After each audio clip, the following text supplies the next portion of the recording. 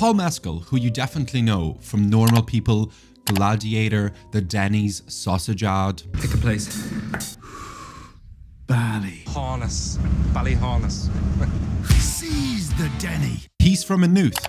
I went to Maynooth and studied there. He acts for millions and millions of people, and I make YouTube videos for like 20 people every single week. So we're basically like the same person. Both of us go by Paul, even though my name is Pavel, but that's a long story. The first time I saw Paul Mescal was in the Denny's Sausage Ad, and then in his second sausage ad, Normal People. And from there I was like, wow, he's talented. He's cool, and I started to like him. I started watching the movies that he's been in and just kind of following his career. And obviously I started to develop a parasocial relationship with him, watching like Reels, TikToks, and today I'm extending that parasocial relationship because I'm going to be watching Paul Mescal's favorite movie. And the movie that I'm going to be watching today is called Blue Valentine. I've heard of this movie, but I know absolutely nothing about it. Whenever I look at the poster for this movie, I don't really know what to expect. It looks like it's going to be like a romance drama, but I don't think it's going to be like a rom-com. Maybe there are a lot of like pretentious quotes,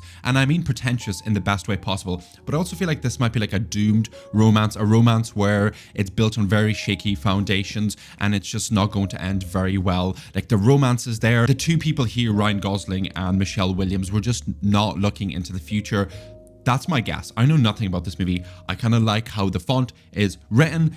I'm excited for this. I love a good romance story, but again, I have a strong feeling by just looking at this poster that the romance is not going to end well at all. So my expectations here are that there will be some great writing, some good chemistry between the two actors. I'm going to say that this movie is going to be very visually aesthetic, and maybe Ryan Gosling is going to show everybody his So I'm going to stop yapping and let's go watch Paul Mescal's favorite movie. Let's go.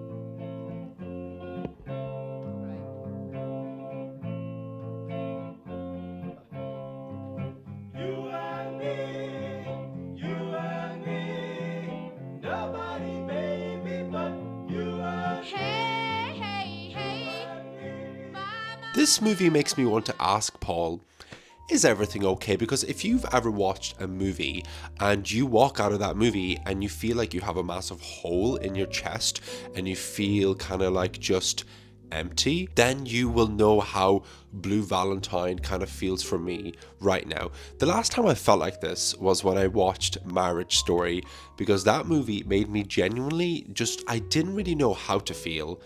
And after watching this movie, I feel just, I don't really know. Let me just say as a quick review, this movie is incredible. The chemistry, or lack of chemistry I suppose, within the movie is great. A very, very simple premise, but the premise is executed so well. It's not what the premise is, it's how the story is told that makes this movie beautiful, heartbreaking, and just incredible. So usually I yap very, very long in my reviews, and I'm going to try my best to just cover the points that I have down and stick to it. This is the first movie I've watched in like a week, and I just love movies, and this is a weird movie to say that I love movies about, if that makes sense. But anyway, what is Blue Valentine about? What is Paul Mescal's favorite movie about? Well, this movie follows Ryan Gosling and Michelle Williams. Ryan Gosling's character is Dean and Michelle Williams' character is Cindy. And basically, it's just a story of love found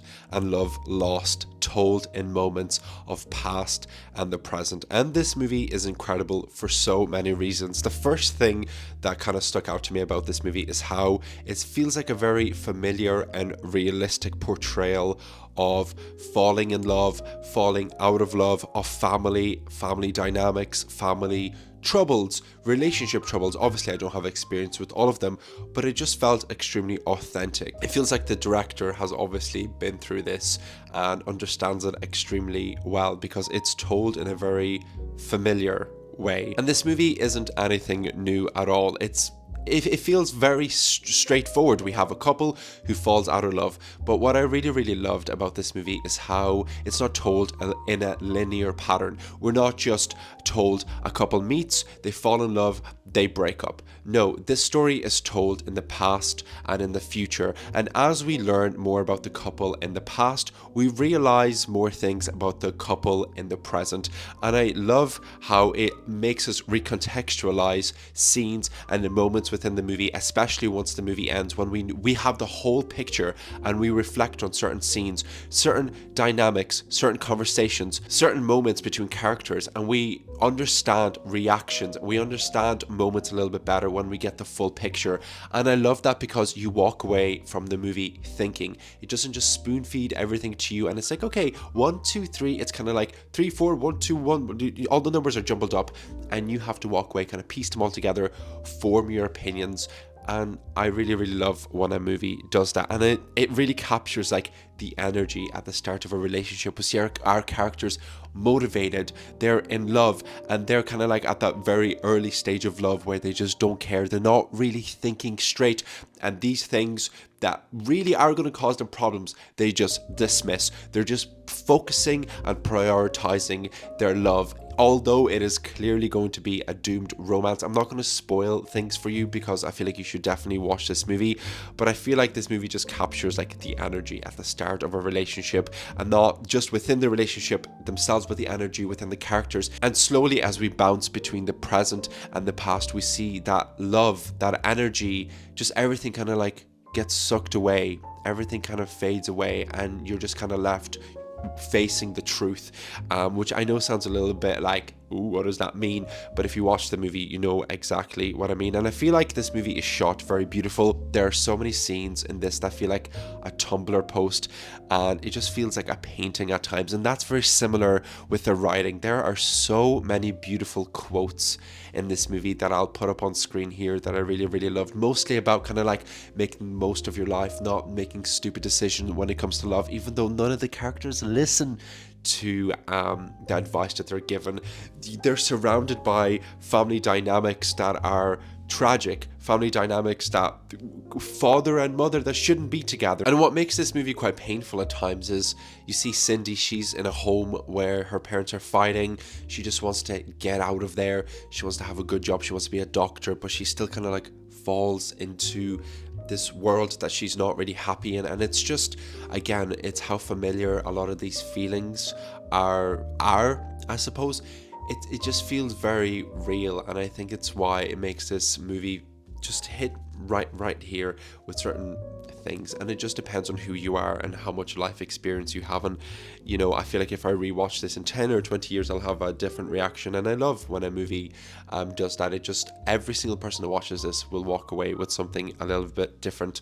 It just feels very human, and it might feel a little bit cathartic for people. I'm guessing like a lot of people will relate to this. And it's also interesting to kind of watch the evolution of love, and it can't like always be electric, but sometimes people are blinded because they're in a relationship, and you know, as Blink-182 said, they're staying together for the kids and there's no love. And I don't know, there's like one scene in the future hotel room that's just so painful to watch, and it's like the breaking point of the relationship. And the first time I watched it, because I went back and rewatched it, I was like, what's actually going on? And then once you watch the rest of the movie, the picture is fully painted and you're like, oh, that's really sad. And what made me even like angrier is that you wanted these characters to kind of like almost learn something, to be changed by the end of this movie. And it's not really a spoiler, but they don't. They're still the same people. And I don't know, I was very, very sucked into this movie. Especially I felt like I was in the relationship at times because I was sucked into the romance, even though the romance was so flawed and it clearly doomed. And these are some spoilers, but the reason I think like the relationship just didn't work, because Cindy has like unfulfilled ambitions.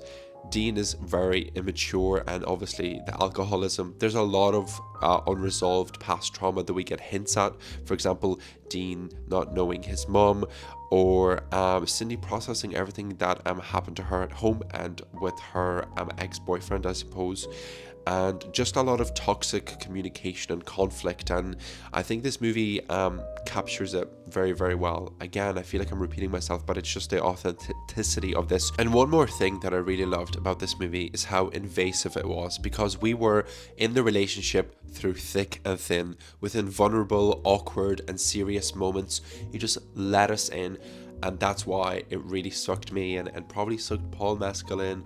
and just a lot, and everybody that watches it. I think that's why this movie is super, super effective. And when I was reading a little bit about this movie, it said that the director wrote like 60 something drafts and was writing this movie for 10 years, and that makes total sense. This movie is absolutely incredible. The editing is great. Just when you think you know something, it goes back to the past and you understand the future a little bit better, and in the future you're like, what's going on? And then you go to the past. The great edit of this movie, and overall the performances, the storyline, whilst simple, was incredible. I really, really, really, really enjoyed this movie, and I highly recommend that you check it out. And I saw this small review that I want to read out to you that I think captures everything that I've said in one sentence. It's infuriating because it's familiar. It stirs those moments of relationships, past and present. It's a stark reminder that happiness can be fleeting, and even the deepest bonds can be worn down by time. Their breakup hurts to watch because it just feels so inevitable. The romantic in you is desperate for them to figure things out, but the realist in you sees their relationship for what it is.